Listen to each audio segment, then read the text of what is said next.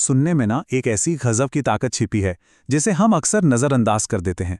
तो चलिए आज एक पुरानी कहानी, थोड़े विज्ञान और फिलॉसफी के साथ एक सफर पर चलते हैं और देखते हैं कि ये जो चुप्पी है ना, ये भी कितना कुछ कह सकती है। हमारी ये पूरी चर्चा एक पुरानी हिंदी कहावत के इर्द गिर्द घूमेगी। सोचिए, एक ऐसा कुआं जो सिर्फ पानी का एक जरिया नहीं बल्कि पूरे गांव की रूह था, उसकी आत्मा था। आज हम 5 हिस्सों में इस पूरे विचार को समझेंगे। पहले कुएं की कहानी सुनेंगे, फिर जानेंगे कि हाई क्वालिटी लिसनिंग क्या होती है, चुप्पी के पीछे का ज्ञान समझेंगे, सुनने का असर देखेंगे और आखिर में बात करेंगे कि सुनने से बदलाव कैसे आता है। तो चलिए पहले हिस्से से ही शुरू करते हैं, कुएं की कहानी। ये कहानी है किसी को भुला दिए जाने की और फिर सालों बाद उसे सुने जाने की। एक गांव था, सोनपुर। वहां एक बहुत पुराना कुआं था जो कभी उस गांव की धड़कन हुआ करता था। लोग वहीं जमा होते, बातें करते, वहीं से उनके दिन की शुरुआत होती थी। लेकिन फिर गांव में नल और मोटर पंप आ गए और उस कुएं को मानो सबने भुला दिया। वो अकेला पड़ गया, उस पर काई जम गई और उसकी रस्सी भी घिसकर कमजोर हो गई। उसी गांव में एक होनहार लड़का था, आरव। एक दिन की बात है, गर्मी से उसका हाल बेहाल था और प्यास के मारे वो उसी पुराने कुएं के पास जा पहुंचा। बस एक जरूरत थी, लेकिन किसे पता था कि यहीं से सब कुछ बदलने वाला है। आरव ने जैसे ही कुएं से पानी निकालकर पिया, उसे एक बहुत ही धीमी सी आवाज सुनाई दी। अरे, ये तो कुआं बोल रहा था।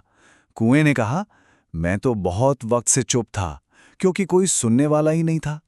यही वो पल था जहां सुनने की असली ताकत पहली बार सामने आती है। तो सवाल ये उठता है कि आरव ने ऐसा क्या किया जो इतना असरदार था। चलिए अब कहानी से निकलकर थोड़ा साइंस की तरफ चलते हैं और समझते हैं कि ये हाई क्वालिटी लिसनिंग आखिर है क्या चीज। तो ये हाई क्वालिटी लिसनिंग क्या है? देखिए, ये सिर्फ कानों से सुनना नहीं है। ये एक ऐसा व्यवहार है जहां आप बोलने वाले पर पूरा ध्यान दे रहे हैं, उसकी बात को समझने की कोशिश कर रहे हैं और आपकी नीयत भी अच्छी है। मतलब आप सिर्फ शरीर से नहीं बल्कि मन से भी वहां मौजूद हैं। अच्छे और बुरे सुनने में जमीन आसमान का फर्क होता है। एक तरफ हाई क्वालिटी लिसनिंग में पूरा ध्यान होता है, समझने की कोशिश होती है और बिना जज किए बात सुनी जाती है। दूसरी तरफ है पुअर लिसनिंग, जहां ध्यान भटका हुआ है। इंसान बस अपनी बारी का इंतजार कर रहा होता है कि कब वो बोलना शुरू करे और मन ही मन जवाब तैयार कर रहा होता है। अच्छा, ध्यान से सुनने के लिए ना एक और चीज बहुत जरूरी है और वो है चुप्पी। लेकिन यहां चुप्पी का मतलब सिर्फ शोरगुल का न होना नहीं है, इसका एक गहरा मतलब है। चलिए इसके ज्ञान को भी समझते हैं।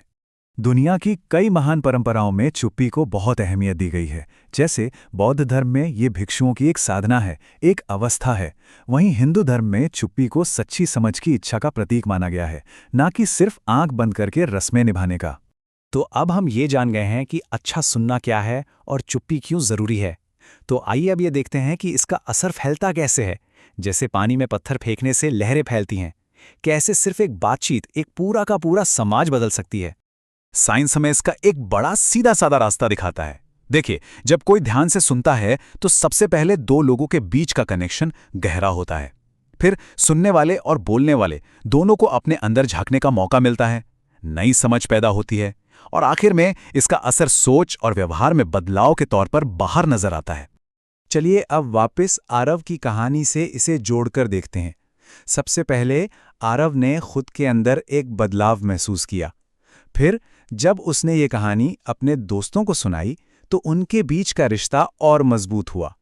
और अंत में क्या हुआ? पूरा गांव एक साथ आया, उन्होंने मिलकर कुएं को साफ किया और वो फिर से उनकी जिंदगी का हिस्सा बन गया। सोचिए, एक इंसान के सुनने भर से पूरे गांव में बदलाव की एक लहर दौड़ गई।